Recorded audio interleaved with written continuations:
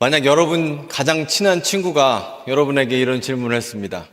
천국에 가려면 어떻게 해야 돼? 여러분 어떻게 대답하시겠어요? 교회 다니면 돼. 예수 믿으면 돼. 하나님 믿으면 돼. 성경책 읽으면 돼. 이렇게 대답하시겠습니까? 어떤 대답하시겠어요? 저에게 만약에 이 질문을 한다 그러면 저는 예수 믿으라 이렇게 말할 것 같습니다. 그래서 사실 우리가 천국 가는 유일한 방법은 뭘까요? 예수 믿고 예수 보혈로 말미암아 우리의 현재의 죄, 과거의 죄, 미래의 모든 죄가 다 용서받고 그리고 위로부터 태어나고 거듭나게 돼서 하나님의 자녀 되는 거 아닙니까? 그러면 이 땅에서도 하나님 나라, 그리고 죽어서도 하나님 나라, 그 어디나 하늘나라죠. 그래서 예수 믿게 되면 천국을 유업으로 받게 되는 것이죠. 자, 그런데 오늘 본문을 보면 예수님께서 천국 어떻게 가는지를 말씀하시는데 이게 예수 믿으라고 말씀을 안 하시는 거예요. 오늘 본문 5장 3절에 뭐라고 합니까? 심령이 가난한 자는 복이 있나니 천국이 그들의 것이며. 아니, 심령이 가난한 자가 천국이 그들의 것입니다 라고 말하고 있으면 심령이 가난하다는 것과 예수 믿는 것은 똑같은 의미인가요? 제가 이제 연구를 좀 해봤거든요. 심령이 가난한 것과 예수 믿는 것은 제가 볼 때 조금 다른 의미인 거예요. 다르죠. 의미가 다르죠. 그리고 이게 사실 또 복잡하게 나간다면 심령이 가난한 힌두교도, 심령이 가난한 이슬람교도, 심령이 가난한 불교도는 천국에 가는가? 라는 질문까지도 할 수 있죠. 그런데 이런 질문의 답은 저와 여러분에게 해당되질 않아요. 왜냐하면 우리는 예수님을 알고 있기 때문에. 그리고 우리가 심령이 가난하게 되어서 정말 간절한 마음으로 겸손하게 진리를 찾다 보면 하나님의 은혜 가운데에 진리이신 예수님을 만나는 것을 우리가 알아요. 그러니까 이 질문은 우리에게 해당이 되질 않습니다. 하지만 심령이 가난하다는 것과 예수 믿는 것이 동일한 의미냐? 이건 고민해 볼 필요가 있다고 저는 생각합니다. 자, 그런데 어쨌건 저와 여러분이 예수를 믿으니까 이 자리에 와 있습니다.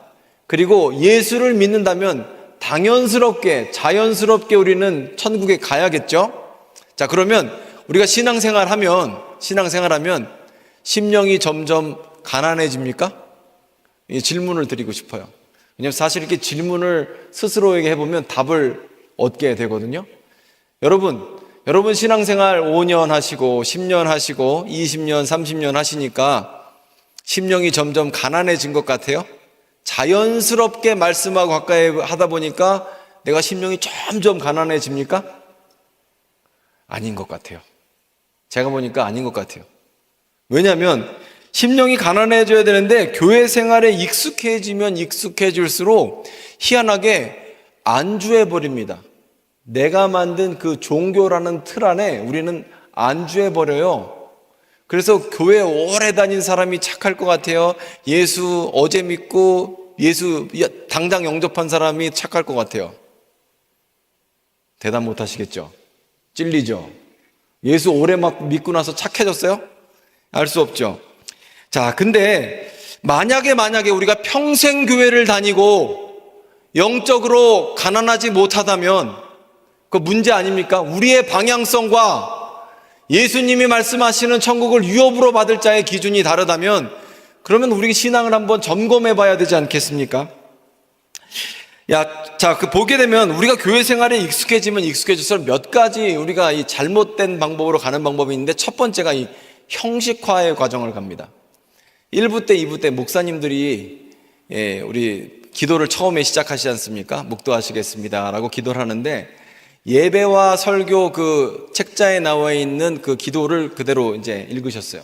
그런데 주님 앞에 나왔나이다 그런 문체로 된 기도문을 읽으셨어요. 그래서 제가 어떻게 하면 좋냐.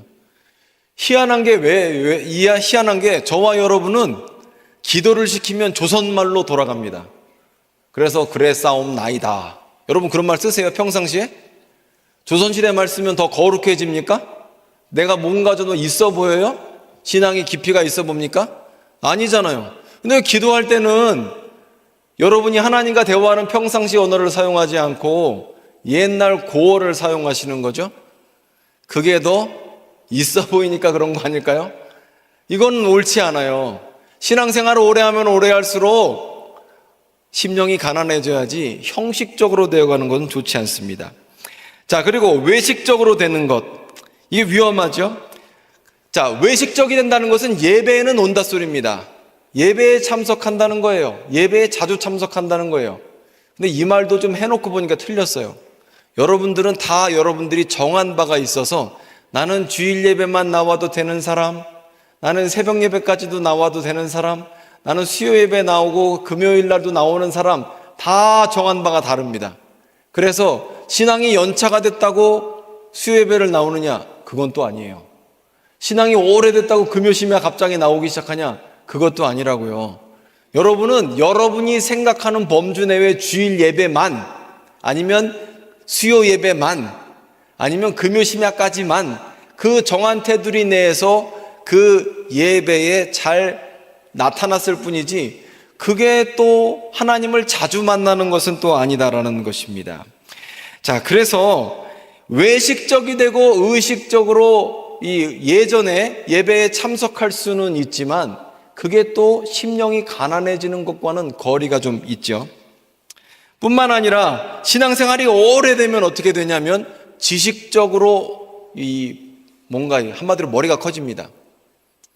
자, 여러분에게 질문 드리고 싶어요. 또 질문.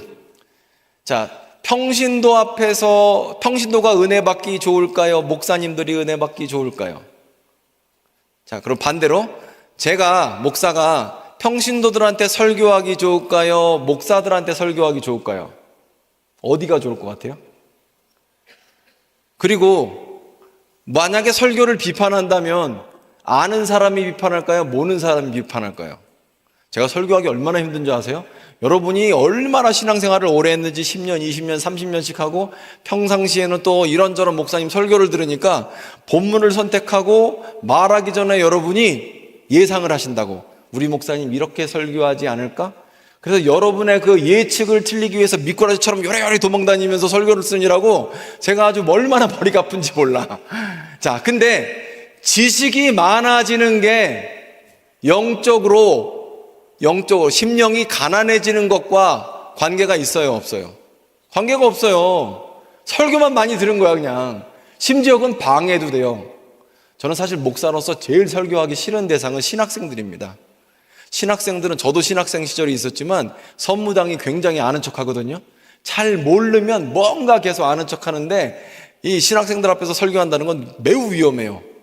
자, 그리고 이렇게 지식적으로 풍성해질 수는 있지만 이게 심령이 가난한 것과는 전 거리가 있다고 생각합니다.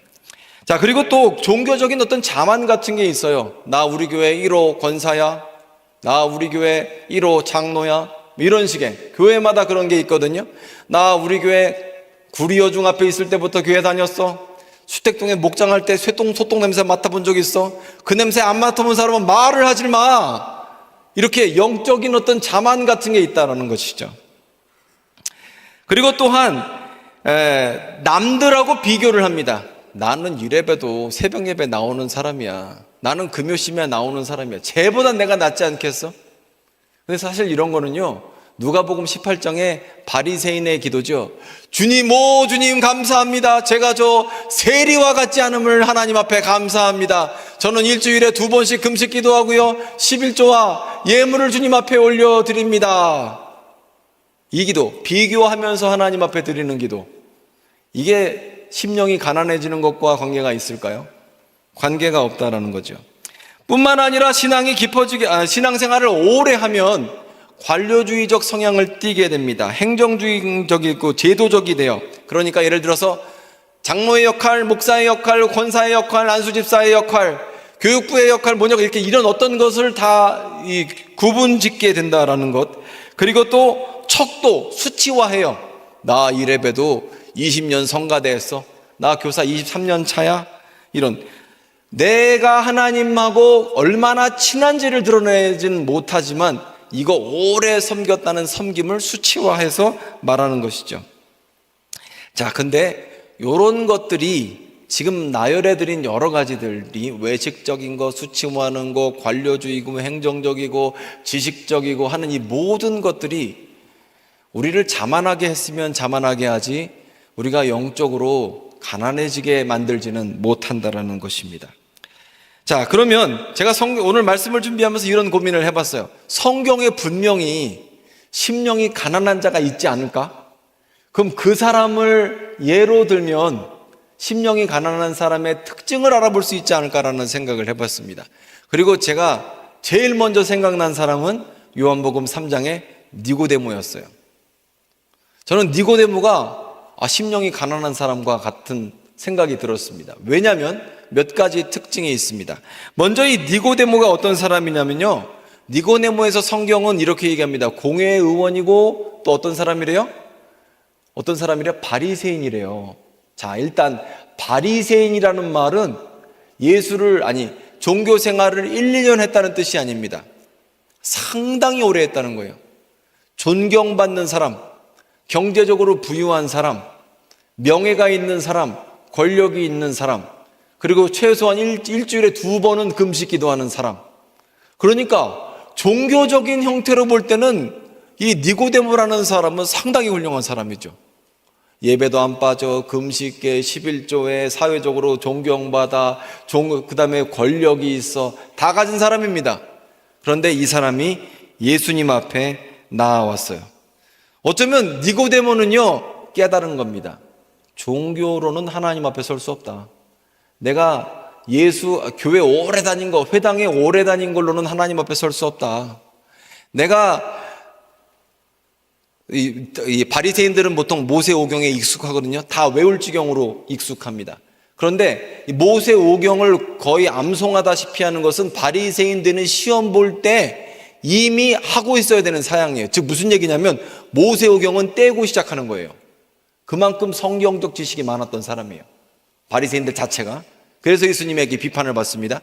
성경적 지식으로도 하나님 앞에 못 써요. 오래 믿은 걸로도 못 써요.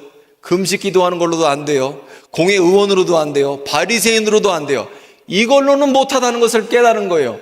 그래서 어떻게 하죠? 예수님 앞에 나아갑니다. 그리고 예수님 앞에 나아가서 멋진 말로 시작해요. 예수님, 우리는 예수님이 하나님으로부터 온 사람인 것을 알고 있습니다. 왜냐하면 예수님이 하시는 모든 것들은 하나님이 아니면 설명이 안 되거든요. 그러자 예수께서 딱 한마디를 하세요. 니고데모의 중심을 보시며 니고데모의 화려한 언변에 속지 않으시고 이렇게 얘기합니다. 사람이 거듭나지 아니하면 하나님의 나라를 볼 수 없다. 이렇게 말씀하세요. 그러자 니고데모가 이렇게 얘기합니다. 거듭난다고요?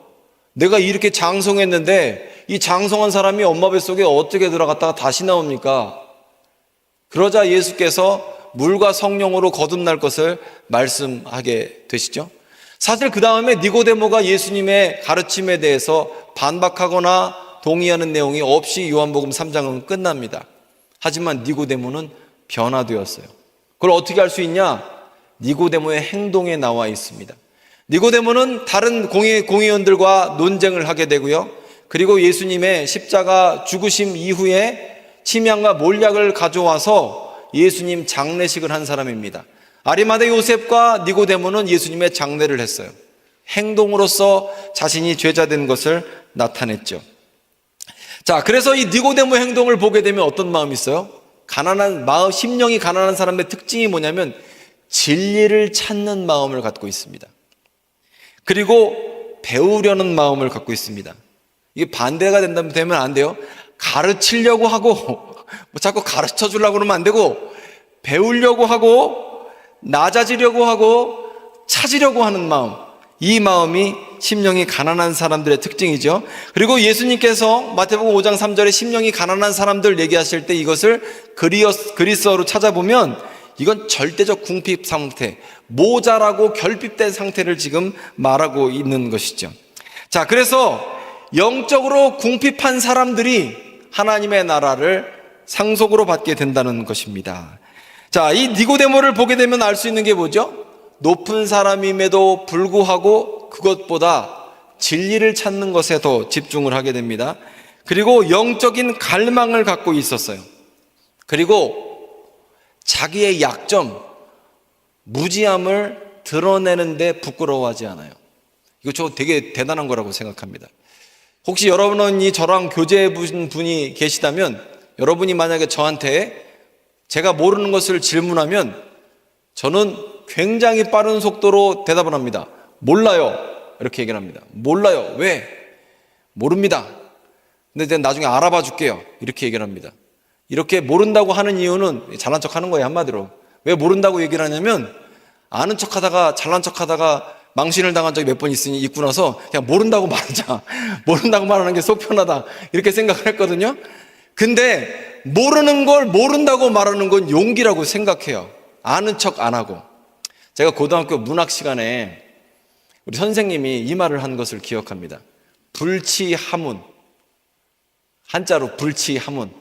무슨 뜻이냐면, 불치, 수치가 되지 않는다. 영어로 no shame이겠죠? 불치, 부끄러움이 없다. 함은 밑에 사람에게 묻는 것은 부끄러운 일이 아니다라는 뜻이에요. 여러분, 모르는데 윗사람이 아니라 밑에 사람한테 물을지라도 그건 부끄러운 일이 아닙니다. 내가 모르니까. 근데 이 말은, 불치하문이라는 말은 누구에게 적용되는 말이냐면 왕에게 적용되는 말입니다. 즉, 비록 나라에서 제일 높은 사람이 누구예요? 왕이 제일 높죠? 제일 높은 사람이 자기 신하에게 모르는 것을 물어본다고 해서 그건 수치가 아니라는 거예요. 아는 척하는 게 부끄러운 거지, 모르는 것을 모른다고 말하는 걸 모르는 걸 모른다고 말하는 건 부끄러운 게 아니라는 거죠. 제가 그 말을 듣고 곰곰이 생각해 보니까 제가 왕이 아니라는 사실을 발견했어요. 왕도 아닌데 모르면 물어보면 되지, 이런 생각을 했거든요. 근데 니고데모를 보세요, 한번. 명예가 있는 사람이고 공회의원이고 가질 대로 가졌고 종교적으로 존경받는 사람이 이 사람이 예수님 앞에 나와서 물어보는 거예요. 구하는 거예요. 왜냐하면 영적으로 갈망이 있기 때문에 그래요. 자기의 약함을 드러낼 수 있는 용기가 있기 때문에 그래요. 자, 그리고 이렇게 해서 진리를 찾기 위해서 낮아졌을 때 예수님을 만나게 되었다는 것이죠. 이게 중요한 겁니다.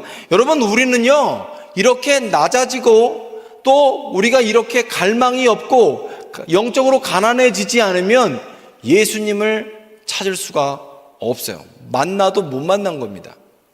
예수님을 만나도 예수님이 말씀하신 걸 못 알아들어요. 저와 여러분 자체가 그런 존재이기 때문에 그래요. 여러분, 과거를 한번 돌이켜 보십시오. 여러분, 예수님 어떻게 만나셨습니까? 여러분, 살만했을 때 예수님 만나셨어요? 대부분의 많은 그리스도인들은 예수님 어떻게 만나냐고 물어보면 자기가 너무너무 어려울 때, 요만한 것도 의지할 게 없을 때.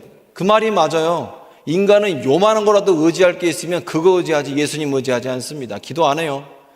아무런 희망 없을 때 내가 주님 앞에 엎드렸는데 그때 내가 예수님을 만났습니다. 내가 얼마나 처절하게 은혜가 필요한 존재인지 깨달았습니다. 이렇게 간증하시는 경우가 대부분이에요. 여러분, 그만한 갈망이 있을 때 예수님을 만나지 내 안에 다른 걸로 채워져 있으면 예수님 만나기가 굉장히 어렵죠. 자, 그 얘기는 무슨 뜻이냐면 종교로 예수님을 못 만난다는 뜻입니다. 다른 사람이 해준 말로는 예수님을 못 만나게 된다는 거예요.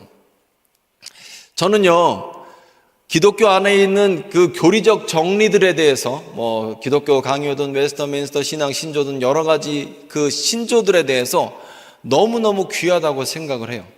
그런데 안타까운 건 여러분이 그런 걸 알면서도 그 진리를 깨닫지 못하는 게 너무 안타까워요.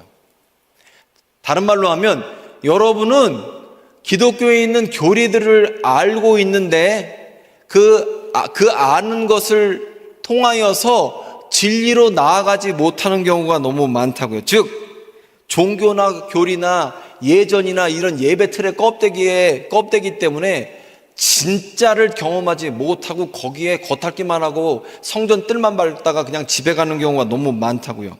자, 여러분 보십시오. 오늘 조금 아까 우리 예배 시작할 때 사도신경 했죠. 사도신경이 얼마나 이거 대단한 줄 아세요? 여러분 맨날 외우시잖아요. 새벽 예배 나오시는 분들은 하루에 한 번씩은 최소한 할 것이고, 여러분 이 사도신경에 어마어마한 진리가 있거든요. 그런데 외우는 거에 급급해서 아니면 주문처럼 그렇게 매 입에서 나오지만 이게 깨닫지 못하는 경우가 너무 많아요. 사도신경 한번 제가 볼까요? 나는 전능하신 아버지 하나님 천지의 창조주를 믿습니다. 이거 어마어마한 선포예요. 나는 그의 유일하신 아들 우리 주 예수 그리스도를 믿습니다. 이게 얼마나 대단한 선포냐면 이건 공산주의가 무신론이라고 우기든지 아니면 내 앞에서 여러 가지 유혹이 있든지 간에 나는 예수 그리스도만 섬기겠다는 선포거든요. 예수님에 대해서 말합니다. 예수님은 성령으로 잉태되어 동정녀 마리아에게서 나시고, 이게 말이 돼요? 여러분, 부부관계가 아닌 데서 아기가 태어나요? 근데 우리는 어떻게 고백해요? 예수님은 성령으로 잉태되어 남자 없이 태어난 하나님의 아들이시다라고 믿어요. 이 진리 타협하지 않아요. 우리는 예수님은 남자 없이 동정녀의 몸에서 태어나신 분을 우린 믿어요. 본디오 빌라도에게 고난을 받아 십자가에서 못 박혀 죽으시고 장사된 지 사흘 만에 죽은 자 가운데서 다시 살아나셨으며, 예수님이 죽으셨고 다시 살아나셨음을 믿어요. 하늘에 오르시어 전능하신 아버지 하나님 우편에 앉아 계시다가 거기로부터 살아있는 자와 죽은 자를 심판하러 오십니다. 우리의 삶에 내가 아무리 마침표를 찍어도 그 마침표 가짜예요. 왜냐? 우리 주 예수께서 산 자와 죽은 자, 내가 심지어 죽은 자가 됐다고 할지라도 산 자와 죽은 자를 심판하러 다시 오실 것이거든요. 나는 성령을 믿으며 거룩한 공교회와 성도의 교제와 죄 용서받는 것과 몸의 부활과 영생을 믿습니다. 이게 우리 신앙 고백이에요. 사실 근데 우리 신앙 고백, 기독교의 교리가 문제가 아닙니다. 교리가 잘못된 것도 아니에요. 우리가 이걸 모르고 있는 거예요. 모르고 말하면서 교리의 내용이 문제가 아니라 내가 한 고백의 의미를 모르는 게 문제인 거죠. 예수님을 내가 믿는다고 고백하면서도 내가 믿는 예수님을 몰라요. 즉 나는 예수님 만난 적이 없는 거예요. 껍데기만 있는 거죠. 여러분, 우리가 설교를 들으면서 많은 사람의 설교를 듣죠. 저 조용기 목사님 간증 설교 이런 거 너무 좋아합니다. 조용기가 만난 하나님의 얘기를 듣습니다. 김삼만 목사님이 하는 그 간증과 설교를 들어요. 또 유명한 목사님 설교를 주중에 듣습니다. 그런데 내가 만난 하나님은 없어요. 바르트가 만난 하나님이 있고 몰트만이 만난 하나님이 있고 칼뱅이 만난 하나님은 있는데 내가 만난 하나님은 없다라는 거예요. 그런데 심령이 가난하다는 것은 내가 그 자리까지 내려가서 하나님을 직접 경험했다는 것, 예수님을 경험했다는 것을 의미하고 있는 것이죠. 즉 그 사람들이 엄청난 일을 겪어서 정말 폐병 걸려서 사형 선고 받은 데서 하나님을 경험한 것처럼 내가 만난 하나님을 내가 직접 경험하고 그리고 나서 고백할 때 사실 그 고백이 힘이 있거든요. 그런데 많은 분들은 어떻게 하냐? 안타깝게도 예배에 오면 됐지, 성경 공부하면 됐지. 그런데 여러분, 성경 공부도 마찬가지예요. 예수님은 요한복음 5장 39절에 너희가 성경에서 영생을 얻는 줄 생각하고 성경을 연구하거니와 이 성경은 곧 내게 대하여 증언하는 것이다. 즉 성경 공부를 하면서 예수님을 모른다면 성경 공부가 잘못된 거 아닙니까? 근데 예수님을 알려면 어떻게 해야 돼요? 내가 얼마나 죄인인지, 내가 얼마나 은혜 없으면 살 수 없는 존재인지 심령이 가난해지지 않으면 예수님을 만날 수가 없죠. 그렇기 때문에 여러분, 우리는 신앙의 연륜이 깊어지면 깊어질수록 예수님을 더 깊이 만나는 사람이 되어야 돼요. 다른 것을 자랑하면 되는 게 아닙니다. 내가 오래 봉사했습니다. 내가 오래 다녔습니다. 초창기부터 있었습니다. 나의 어떤 신앙의 외형적인 것을 자랑하는 것이 아니라 내가 예수님과 얼마나 친해졌는지, 그리고 주님께서 어떤 분인지 나의 고백을 드리는 게 중요해요. 여러분, 우리 언어로 고백하는 게 중요한 겁니다. 성경을 읽을 때에도 마찬가지인데 이 성경의 말씀이 내 삶에 어떻게 적용되는지 타협하지 않고 받아들이는 것이 중요하다는 것이죠. 제가 신대원 3학년 때 만난 선교사님이 계시거든요. 신대원 3학년이 되면 제가 수업 땡땡이는 안 쳐요. 수업은 갑니다. 가서 놀지 절대로 땡땡이는 안 칩니다. 근데 이 수업을 신대원 3학년쯤 되면 수업이 별로 없어요. 1, 2학년 때 다 들었기 때문에 2학기 때쯤 되면 수업 들을 게 별로 없습니다.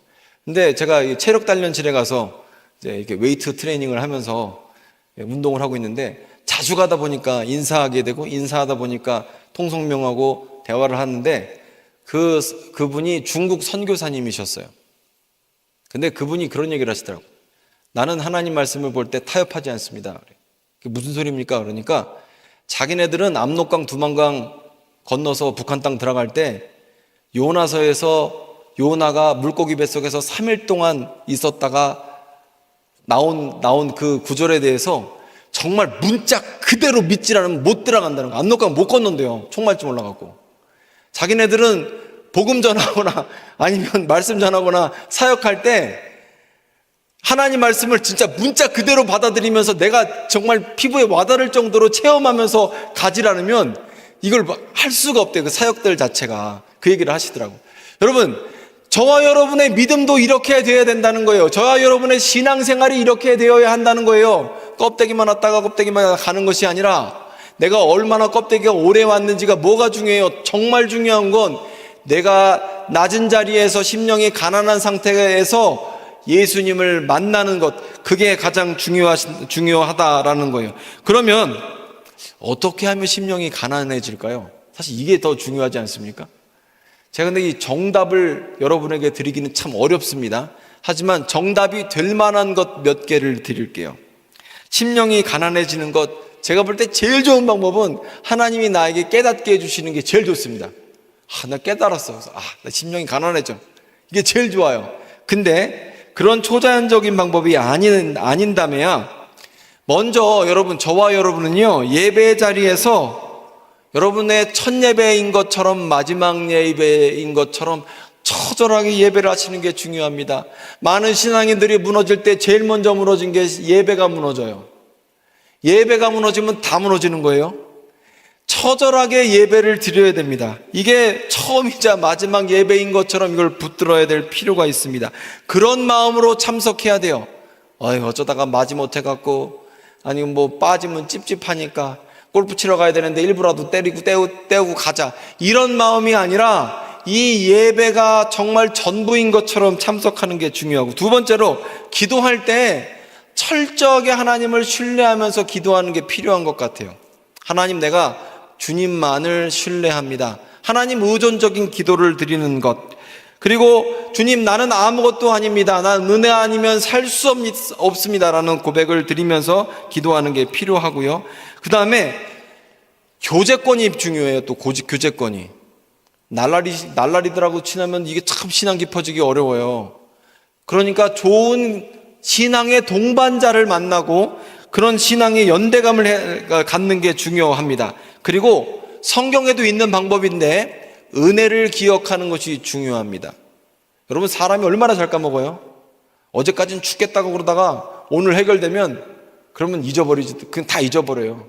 10명의 나병 환자처럼 나병 걸렸을 땐 예수님께 다 나와서 주님 나 좀 고쳐주십시오 하지만 낫고 나면 감사하거나 기억하는 사람은 사마리아 사람 하나밖에 없었어요.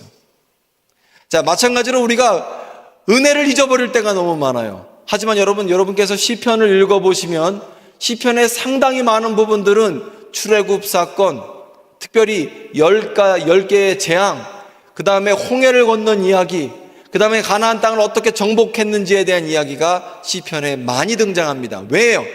그 과거에 하나님이 행하신 역사를 바라보면서 그러면서 신앙이 회복이 되는 것이죠. 그들의 영적인 가난함이 회복이 되는 것이죠.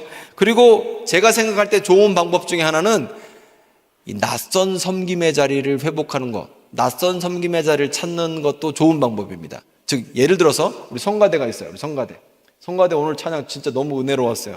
가사의 내용이 정말 처음 듣는 노래인데도 제 마음이 어떻게 이렇게 감동이 되는지 몰라요. 근데 제가 성가대 20년 했어요. 제 신앙을 수치화한다면 20년 제가 성가대를 했는데, 성가대 할 때 보면 처음에는 두렵고 떨려. 사람들이 나만 보는 거 아닐까? 그런 마음 있으셨죠, 처음에. 나만 보는 거 아닐까? 그런데 성가대 5년, 10년 하잖아요. 그러면 사람들이 있거나 말거나 성가대에서 잘 자, 이렇게 막. 오늘 한 명도 안 자요. 괜찮습니다. 근데 만약에 성가대를 하다가, 그래서 성가대에서 빠지라는 거 절대 아닙니다. 근데 성가대 하다가 예를 들어서 만약에 교사를 한다든지. 근데 교사도 마찬가지인데 이것도 20년쯤 하잖아. 그럼 또 이게 또 무뎌져, 감각이. 그러면 화장실 청소를 한다든지 아니면 안내를 한다든지 내가 익숙하지 않은 섬김의 자리에 내가 있게 되면요. 그건 또 새로운 도전의 자리예요. 또 배움의 자리가 되고. 그래서 불편하고 낯선 사람들과 그 어울리면서 섬김의 자리를 하다 보면 그 가운데에서 나의 부족함과 은혜를 구하는 마음이 회복이 되는 것이죠. 자, 오늘 말씀을 정리하도록 하겠습니다. 팔복, 오늘 두 번째 시간인데요. 예수께서는 천국에 대해서 말씀하실 때 심령이 가난한 자가 천국에 가게 될 것이다. 천국이 심령이 가난한 자들의 것이다 라고 말씀을 하셨습니다. 여러분 신앙생활 하시면서 5년, 10년, 20년, 30년, 40년, 50년씩 우리가 신앙생활을 합니다.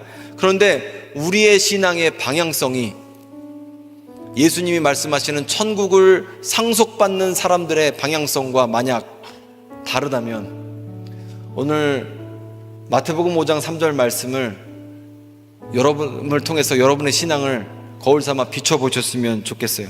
그래서 수치화된 신앙 아니면 형식적이고 외식적인 모습이 있다면 이 시간 떨어버리고, 특별히 또 교리적인 신앙도 위험해요.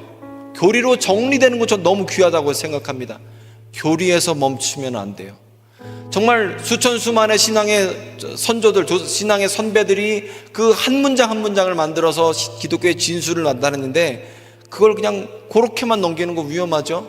그 정리를 나 스스로 해서 조용기 하나님이 아니고 김사만의 하나님이 아니고 나의 하나님이 되어야 되거든요. 직접 만나야 됩니다. 여러분 신앙생활 그냥 교회에 왔다 갔다 하면 자동적으로 심령이 겸손해지면 정말 좋겠습니다. 그렇지 않아요. 니고데모처럼 구하고 찾고 또 용기 있게 물어보는 그런 용기가 필요합니다. 그렇게 될 때 정말 하나님의 나라를 유업으로 받을 만한 그런 믿음이 우리에게 주어지게 되는 것이죠. 자, 오늘 말씀을 통하여서 여러분이 심령이 가난하게 져서 주님 앞에 칭찬받는 귀한 신앙인이 됐었으면 좋겠습니다. 기도하겠습니다.